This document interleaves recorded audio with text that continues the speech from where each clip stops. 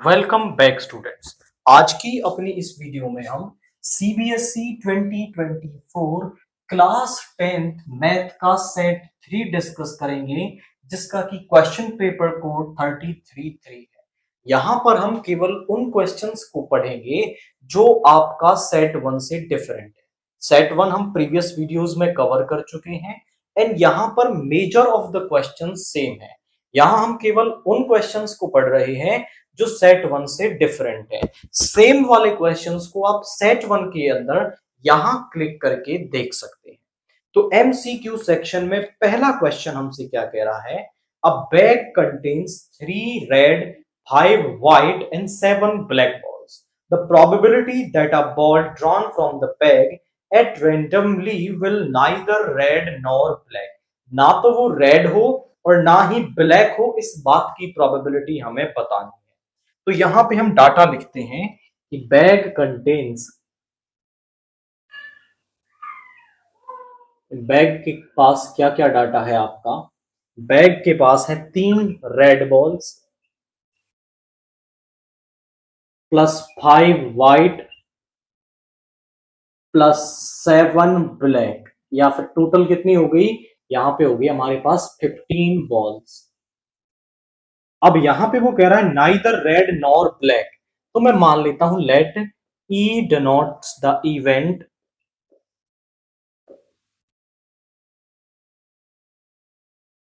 of getting neither black nor red। तो यहां पे पीई क्या हो जाएगी? Favourable number of cases upon total number of cases.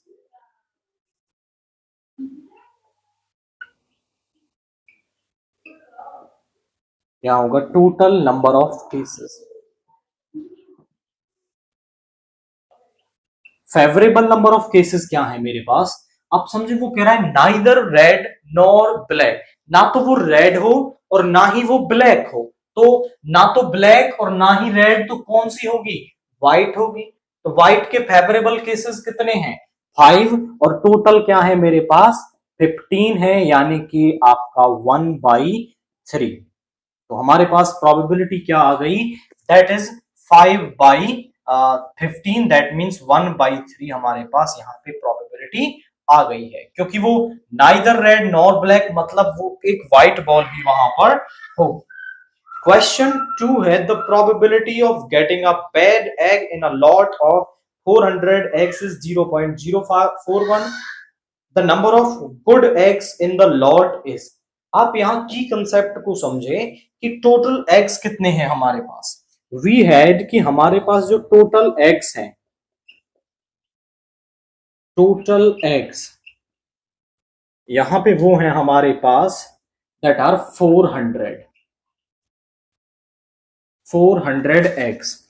अब यहां आप समझिए कि मैं इवेंट मान लेता हूं। Let E denotes the event of getting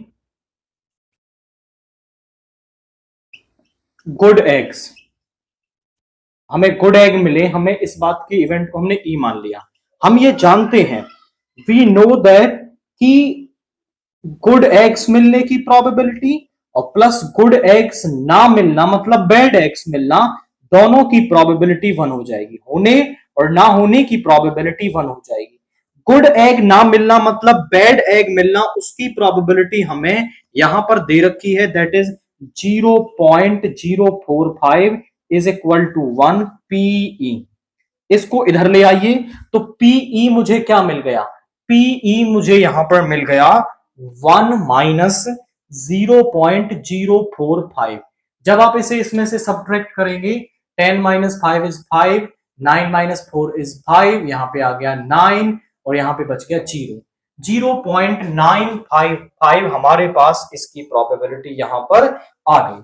but हमें तो क्या निकालने हैं? Number of good eggs in the lot. तो लॉट में हमारे कितने गुड एग्स होंगे? आप समझें कि जैसे मैं आपसे कह रहा हूं कि व्हाइट बॉल आने की प्रोबेबिलिटी कितनी आई है हमारी यहाँ पे? 1/3, और इसको टोटल बॉल से मल्टीप्लाई कर दोगे ना, तो 1/3 इंटू 15 आ जाएगा 5 नंबर ऑफ बॉल्स। प्रोबेबिलिटी को, जिस भी इवेंट की आप प्रोबेबिलिटी निकाल रहे हैं, जिस भी केस की, उसको टोटल से मल्टीप्लाई करने पर वो नंबर ऑफ जो आउटकम्स है वो मिल जाती है। तो यहां पे नंबर ऑफ गुड एग्स क्या होंगे, नंबर ऑफ गुड एग्स वो हमारे पास होंगे इसकी probability multiply by total number of eggs. यहां से हटा लो इन्हें, 955 ओवर 1000 इंटू 400। जीरो से जीरो कैंसिल हो गई और यहां पे ये 5 से 1 91, 5 से 2, 2 से 2 टाइम्स कैंसिल हो गए, तो ये आ गए 382। यानी कि जो गुड एग्स हैं वो हमारे पास 382 आ गए। वो कहीं ऐसा पूछ लेता कि नंबर ऑफ बैड एग्स बताइए, तो वो आप क्वाइट सिंपल तरीके से बैड एग्स की प्रोबेबिलिटी है आने की 0.045, उसको 400 से मल्टीप्लाई कर देंगे तो बैड एग्स आने की जो प्रोबेबिलिटी है वो हमारे पास यहाँ पे आ जाएगी। क्वेश्चन 8 देखिए, the mean of 5 numbers is 15। 5 numbers का मीन जो है वो 15 है। If we include one more number then the mean of 6 numbers become 17। The included number, तो वो जो 6th नंबर हमने इंक्लूड किया है वो क्या इंक्लूड किया है, तो यहां पे मैं पहले तो मान लेता हूं 5 numbers. This is question number 8। Let 5 numbers are, वो है x1, x2, x3, x4, x5।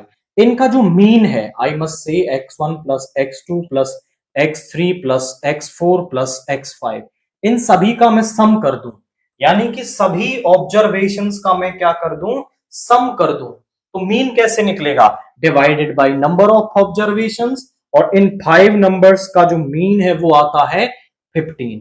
इस 5 को मैं इधर ले आऊं तो x1 plus x2 plus x3 plus x4 plus x5, इस 5 को इधर ले गए तो 75, इसे नाम दे दो फर्स्ट। यानी इन 5 ऑब्जर्वेशंस का जो सम है वो 75 है।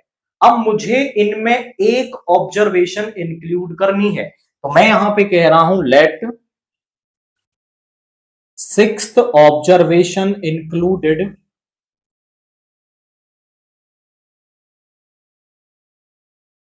Is x6। हमने x6 को यहां इंक्लूड कर दिया, तो यहां पे आ जाएगा, आप देखो अब 6 का मीन निकालना है, x1 plus x2 plus x3 plus x4 plus x5 plus x6 upon total number of observation है 3।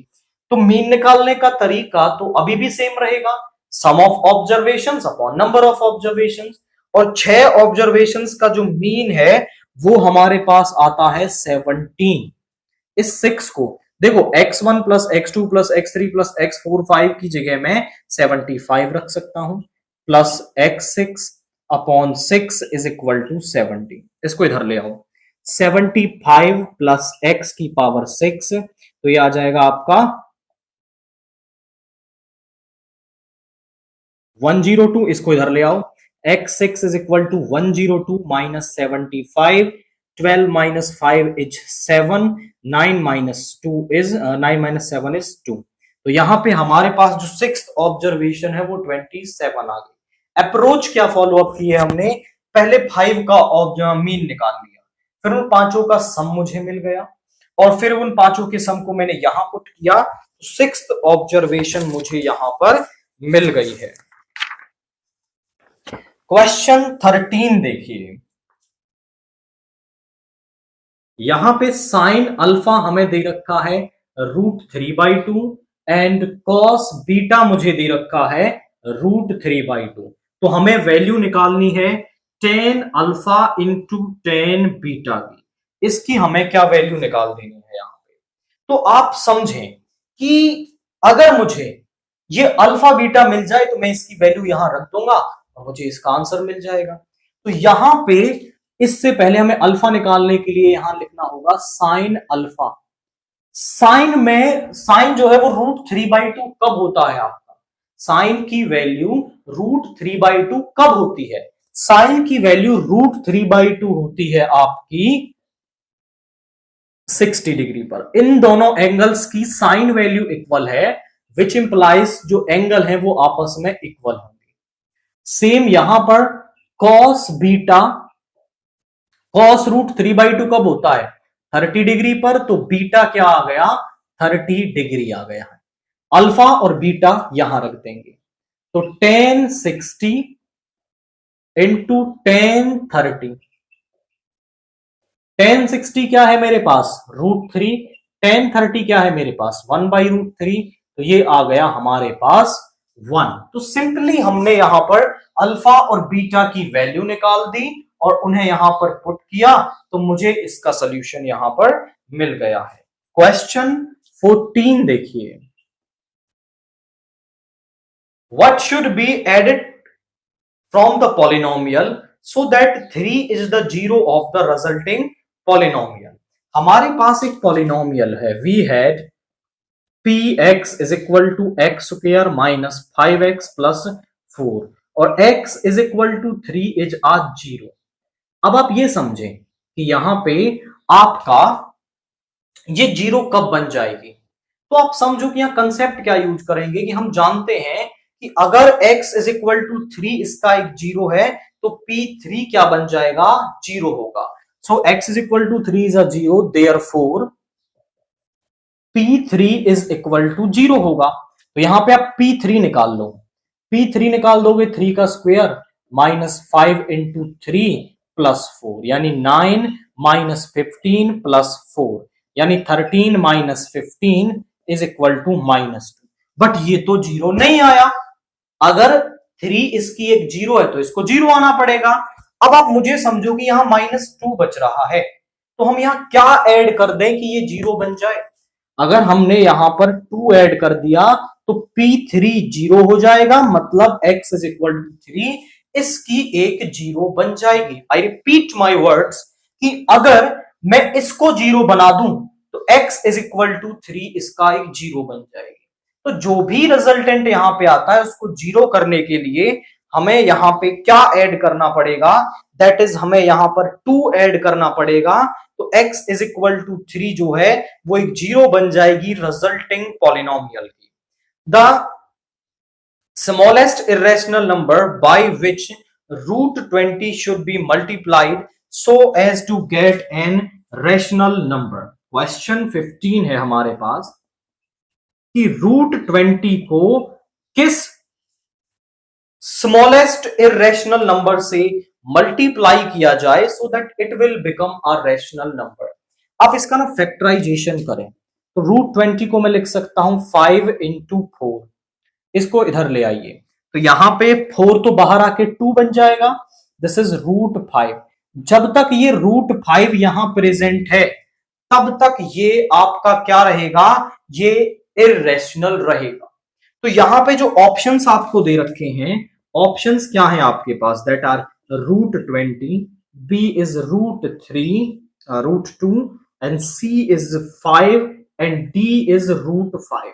अब देखो मैं इसको √2 से मल्टीप्लाई करूं तो भी ये आपका क्या बनेगा इरेशनल रहेगा। √20 से मल्टीप्लाई करने पर रैशनल बन जाएगा, बट ये सबसे छोटा नहीं है। तो √5 वो सबसे छोटा इरेशनल नंबर है जिससे आप इसे मल्टीप्लाई करेंगे तो ये क्या बन जाएगा आपका, it will become rational. This will become 2 into 5 is equal to 10, that means rational. तो √5 वो सबसे छोटा इरेशनल नंबर है जिससे मल्टीप्लाई करने पर ये रैशनल बन जाएगा। नाउ क्वेश्चन 22 देखिए, हमें इस टर्म को इवेल्युएट करना है। इवेल्युएट करने के लिए हम यहां भी जो tan 60 sin square 60 cos square 60 इन सब की वैल्यू यहां डालेंगे और हमें जो वैल्यू मिलेगी वो इसका इवेल्युएशन होगा। तो यहां पर आप समझें तो tan 60 हमारे पास कितना होता है, tan 60 की वैल्यू होती है √3। sin 60 हमारे पास होता है √3/2 का स्क्वायर। cos 60 कितना होता है, cos 60 होता है 1/2 का स्क्वायर और इनटू में है tan 30 दैट इज 1/√3। ये √3 ऊपर आ जाएगा, तो 5 इंटू √3 इंटू √3, और यहां पे हो गया 3/4 प्लस 1/4, ऊपर आ गया 15 और नीचे 4/4 यानी कि 1 आ गया है, दैट इज 15 आ गया है। ये 1 और ये 15 बच गया। आप एक और रिजल्ट यहां पे यूज कर सकते हैं, बिकॉज आप जानते हो कि जो sign square theta plus cos square theta है वो किसके इक्वल होता है, 1 के इक्वल होता है, चाहे थीटा कुछ भी हो। तो यहां पर आप देखें तो sine square 60 plus cos square 60 जो है वो 1 होगा, क्योंकि इनका एंगल सेम दे रखा है। तो ये वैल्यू भी फॉर्मूला बता करके आप डायरेक्टली 1 यहां पर यूज कर सकते थे, बट अब अगर आप डायरेक्ट वैल्यू रखेंगे तो भी सेम रिजल्ट आपको मिलेगा। क्वेश्चन 30 देखिए, from an external point to tangents PA and PB are drawn to the circle with centre O। एक सर्कल है जिसका सेंटर O है, एक बाहर एक्सटर्नल पॉइंट P से PA और PB दो टेंजेंट्स को हमने ड्रा किया है। प्रूव दैट OP, जो ये OP लाइन बन रही है, is the perpendicular bisector of the code AB। इस AB का परपेंडिकुलर बाइसेक्टर है। तो गिवन डाटा क्या है मैं वो जरा लिख देता हूं। हमारे पास गिवन है PA and PB are tangents, ये हमारे पास क्या है आपकी टेंजेंट्स हैं, ये हमें दे रखा है। दूसरा हमसे क्या कह रहा है, PA और PB हमारे पास क्या है, टेंजेंट्स है। यहां पर आप समझो कि यहां पर मुझे परपेंडिकुलर बाइसेक्टर दिखाना है। To show OP is perpendicular bisector, मतलब ये परपेंडिकुलर भी है और इसको बाइसेक्ट भी कर रहा है, मतलब ये वाला एंगल मुझे 90 का भी दिखाना है, और बाइसेक्टर का मतलब है AC और BC आपके इक्वल आएंगे ऑफ AB। अब मुझे दिखाना क्या है, ये वाला एंगल 90 का, तो ये परपेंडिकुलर हो जाएगा, और बाइसेक्टर मतलब AC और BC को मैंने इक्वल दिखा दिया, तो ये फिर क्या हो जाएंगे आपके, ये क्या हो जाएंगे, बाइसेक्टर हो जाएगा। दोनों को बाइसेक्ट कर दिया इसने इक्वल पार्ट्स में। तो यहां पे हम in triangle PAC, in triangle PAC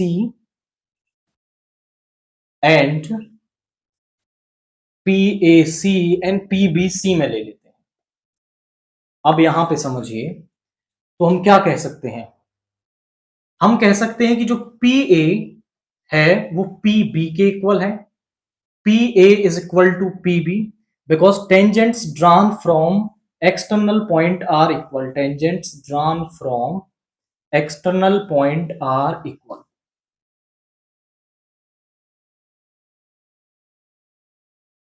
वो इक्वल होते हैं। दूसरा मैं ये कह सकता हूं कि एंगल APC, जो APC एंगल है वो BPC के इक्वल होगा,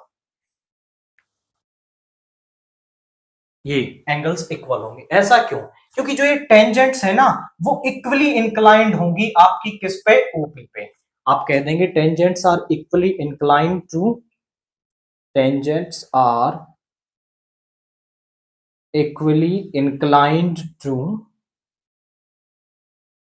OP। या फिर आप ऐसा भी कह सकते हो, हमने प्रीवियस प्रूव किया था कि अगर हम यहां रेडियस को ड्रा कर लें ना, रेडियस को ड्रा कर लें, तो ये जो लाइन OP है वो इस वाले एंगल को भी बाइसेक्ट करती है और इस वाले एंगल को भी बाइसेक्ट करती है। तो ये वाले एंगल्स और ये दोनों एंगल्स क्या होते हैं, इक्वल होते हैं। बट यहां आप रेडियस को ड्रा करना चाहें तो कर सकते हैं, अदरवाइज आप कह सकते हो कि ये वाला एंगल इसके इक्वल होगा, बिकॉज जो ये रेडियस जो टेंजेंट्स है वो इस OP पर इक्वली इंक्लाइंड है। नेक्स्ट हम कह सकते हैं कि OP is equal to OC, या फिर OC ले सकते हो आप यहां पे, PC is equal to PC, दोनों में कॉमन है। बाई SAS, तो यहां पे जो ट्रेंगल PAC है वो कॉन्ग्रुएंट हो गया ट्रेंगल PBC के, ये दोनों कॉन्ग्रुएंट हो गए। तो मैं कह सकता हूं कि जो AC है वो किसके इक्वल है, BC के, बाई CPCT, यानी बाइसेक्ट तो होता हुआ हमने दिखा दिया। और मैं ये भी कह सकता हूं कि ये वाला एंगल इस वाले एंगल के इक्वल होगा, यानी एंगल पीसीए, या फिर हम कहें कि this angle PCA, angle PCA is equal to BCP.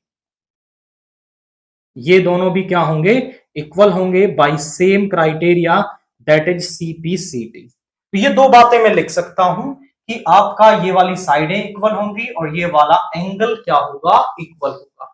अब आप ध्यान से देखें तो ये वाले एंगल्स का जो सम है वो क्या होगा, दैट इज 180 डिग्री होगा, क्योंकि एक स्ट्रेट लाइन पे बन रहे हैं।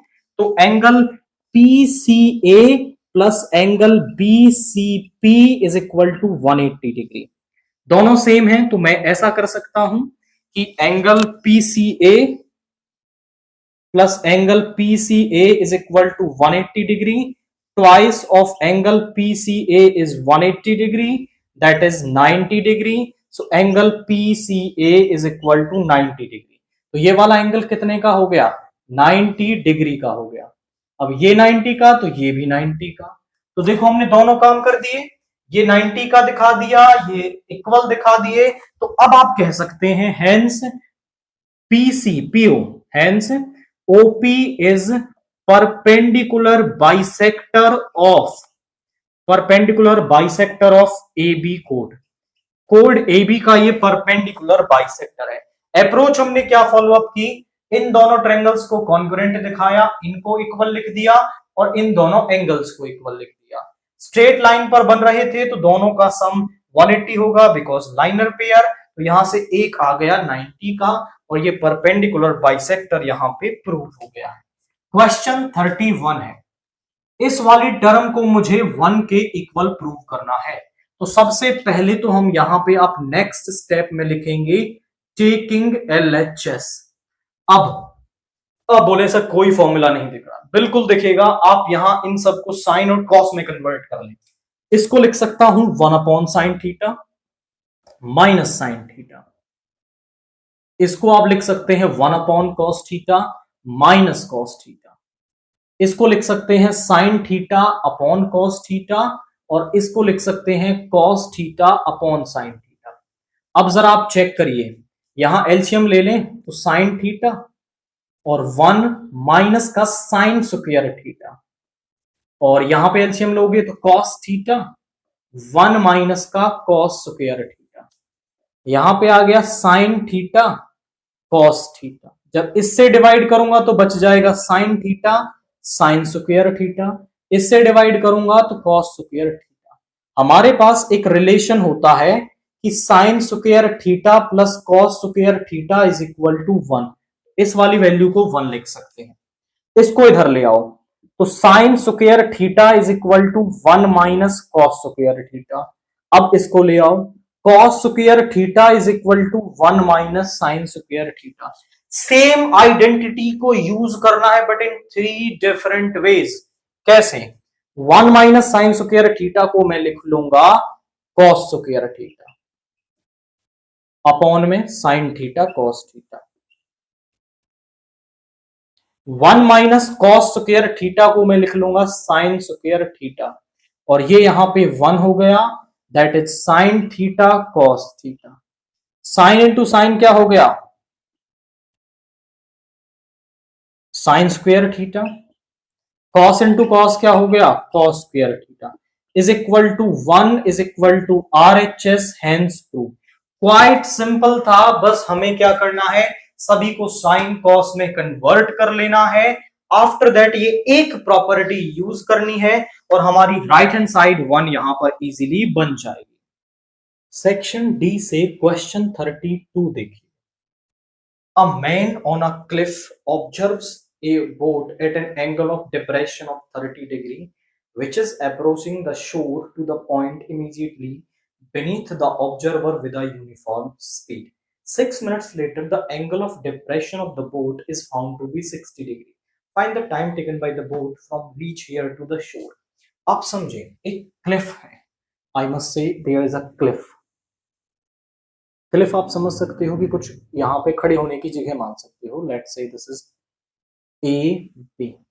कोई ऑब्जर्वर यहां पे है और उसने किसी बोट का angle of depression, this is line of sight, उसकी लाइन ऑफ साइट है, और ये ग्राउंड है, और ग्राउंड और लाइन ऑफ साइट पैरेलल होते हैं, तो यहां से उसका एंगल ऑफ डिप्रेशन जो है वो 30 डिग्री था। Angle of depression is 30 degree. अब यहां समझो कि अगर ये एंगल 30 डिग्री का है तो ये वाला एंगल भी 30 डिग्री का होगा। यहां पे जो बोट है वो शोर मतलब किनारे की तरफ बढ़ रही है, जो इस क्लिफ के नीचे ही है, आपका बीनीथ द क्लिफ, क्लिफ के नीचे ही है, तो इस तरफ वो बढ़ रही है। 6 मिनट के बाद उसने देखा कि जो इस तरफ बढ़ रही है तो यहां कहीं आ जाएगी। 6 मिनट के बाद उसका एंगल ऑफ डिप्रेशन जो है वो आपका हो गया 60 डिग्री। ये 60 डिग्री हो गया। अब आप समझिए ये वाला एंगल 60 का है तो ये वाला एंगल भी 60 डिग्री का होगा। अब वो कह रहा है कि जो बोट है, लेट से पहले सी पॉइंट पे थी, अब डी पे है, डी से बी तक आने में उसको कितना टाइम लगेगा जब उसने ये डिस्टेंस आपकी 6 मिनट में कवर कर ली है। तो मैं यहां पे बोल देता हूं कि let A B is the height of clip,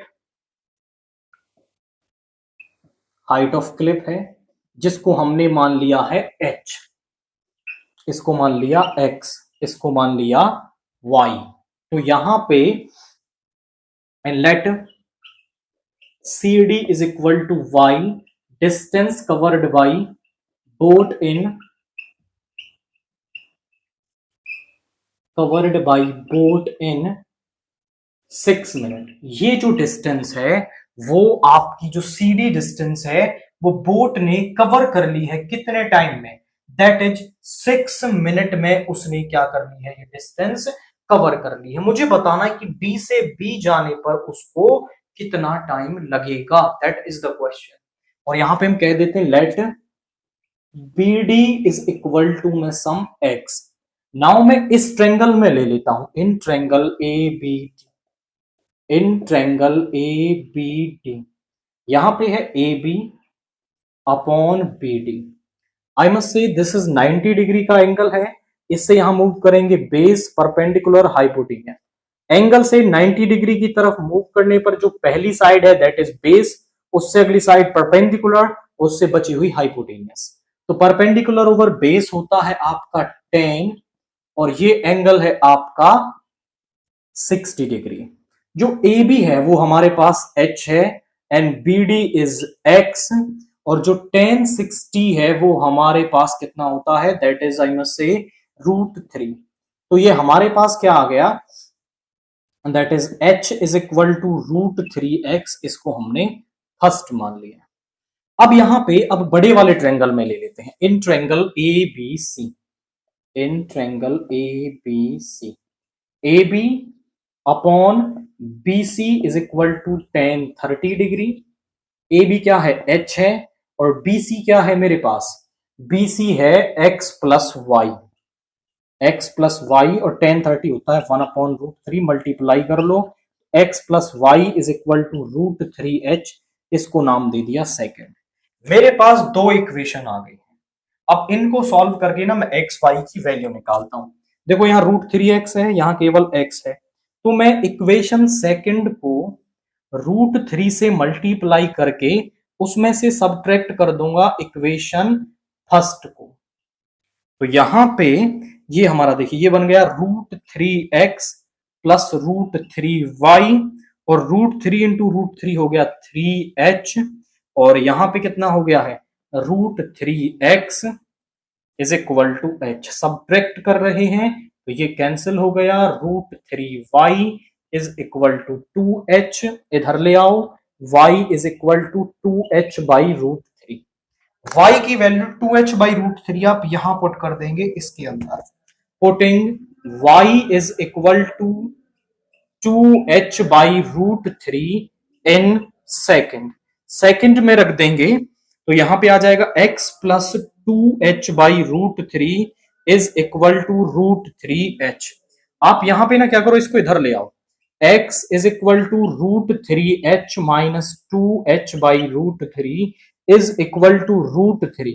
यहां पे आ गया 3h माइनस का 2h is equal to h/√3 which implies कि x जो है वो h/√3 आ गया। अब यहां समझो ये y जो है y है 2 इंटू h/√3, h/√3 है हमारा x। आप यहां से समझो तो y इक्वल आ गया 2x के। सर आप बोले y एक्स वाई में फिर से इक्वेशन बन गई, हमें क्या फायदा हुआ? यहां से हमें क्या फायदा हुआ है आप समझें। पहले तो मैं आप समझाता हूं कि हमने छोटे वाले ट्रायंगल में लिया तो एक इक्वेशन बनी, बड़े वाले में लिया तो एक इक्वेशन बनी, दोनों को सॉल्व किया तो एक्स वाई को सॉल्व करके मेरे पास रिजल्ट आ गया है कि जो वाई डिस्टेंस है ना वो इसका डबल है, जितनी एक्स है ना उसका डबल है। अब मैं ये जानता हूं कि भाई इस डिस्टेंस को कवर करने में लगे हैं 6 मिनट, और जो वो डिस्टेंस कह रहा था ना वो यूनिफॉर्म है, मतलब जो स्पीड है उसकी वो नहीं बदल रही है। इस वाली डिस्टेंस को, जो इस डिस्टेंस का 2 गुना है, 6 मिनट लगते हैं, इसको कवर करने में कितना टाइम लगेगा? Time taken by boat to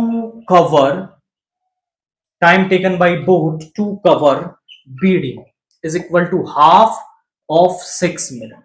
मैं क्या कह रहा हूं भैया, जब ये जो डिस्टेंस है वो इस वाले का डबल है, डबल मतलब मान लो ये 4 किलोमीटर है, ये 2 किलोमीटर है। अब 4 किलोमीटर को कवर करने में उसको लग रहे हैं 6 मिनट, तो 2 को कितना लगेगा? आधा ही तो टाइम लगेगा जब स्पीड सेम है आपकी। तो मैं ये कह सकता हूं 2 3 जा 3 मिनट, यानी कि जो इस बीडी डिस्टेंस को कवर करने में टाइम लगेगा वो 3 मिनट लगेगा। और कोई यहां डाटा नहीं दे रखा है तो हमें यही डाटा यूज करना पड़ेगा कि डिस्टेंस को रिलेट कर लो, फिर डिस्टेंस आधी हो गई तो टाइम भी आधा हो जाएगा, और यहां पे हमने 3 मिनट इसकी वैल्यू निकाल दी है। नाउ क्वेश्चन 35 देखिए, in triangle ABC if AD is perpendicular to BC। हमारे पास क्या है, एक ट्रायंगल ABC है,